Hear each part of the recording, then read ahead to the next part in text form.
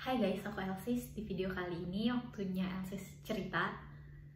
Beberapa bulan yang lalu, tepatnya bulan Maret kemarin, aku ngeliat postingan teman-teman yang lulus SNMPTN. Terus hari ini baru aja keluar hasil UTBK. Di postingan Instagram ada selama ini, selama itu, lulus PTN sini, uni ini.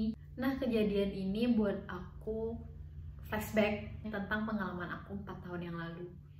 Nah, buat teman-teman yang lulus SNMPTN ataupun UTBK, congratulations, kalian udah mendapatkan tiket untuk melangkah ke depannya. Tapi buat teman-teman yang belum, I know what you feel guys. Aku cuma mau bilang buat teman-teman yang belum lulus atau belum mendapatkan hasil yang diinginkan, mungkin aja teman-teman lulus tapi lulus di pilihan kedua atau tidak diterima sama sekali, atau teman-teman yang dari awal nggak pernah ikut SNMPTN atau nggak bisa ikutan UTBK, mungkin teman-teman sedang ada di fase I'm not worth it gitu loh.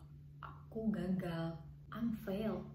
Berdasarkan pengalaman aku, mungkin di fase ini teman-teman mengatakan bahwa statement ini benar.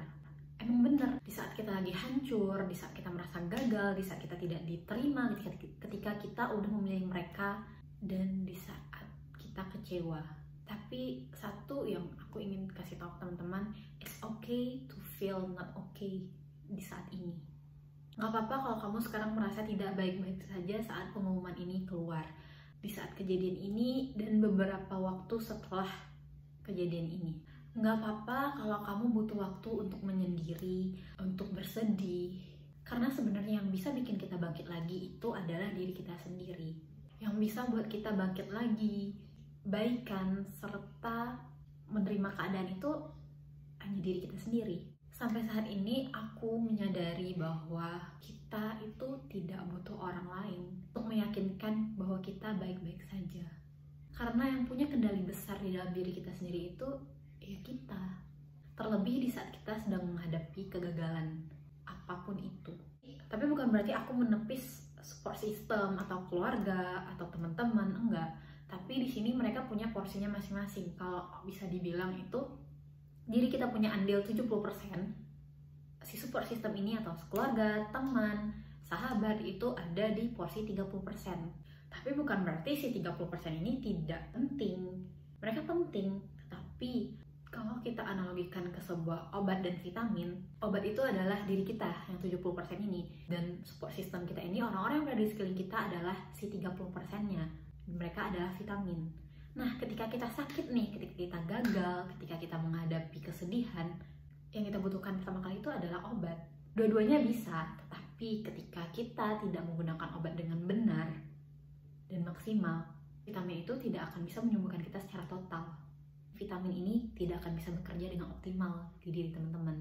Karena itu, jadilah obat buat diri teman-teman sendiri terlebih dahulu sebelum teman-teman menggunakan vitamin. Karena sekuat apapun support system kita meyakinkan kita untuk kita baik-baik saja, jika diri tidak meyakinkan diri sendiri, maka 30% ini tidak akan berfungsi.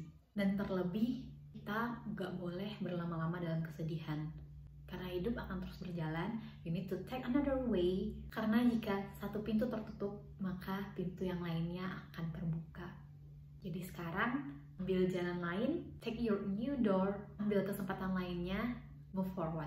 Dan yang perlu kita ingat, gagal bukanlah di saat seperti ini.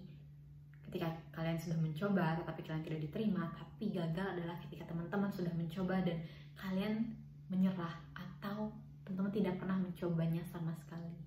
Cerita kegagalan ini nggak melulu tentang pendidikan, sama seperti gagalnya dalam berkeluarga, berteman, mencari pekerjaan, mencari pengalaman baru, mendaftar beasiswa atau yang lainnya.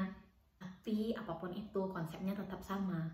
Bersedihlah secukupnya, terima keadaan, yakinkan diri bahwa kita akan baik-baik saja, lanjutkan hidup dan terus mencoba memperjuangkan apa yang teman-teman inginkan.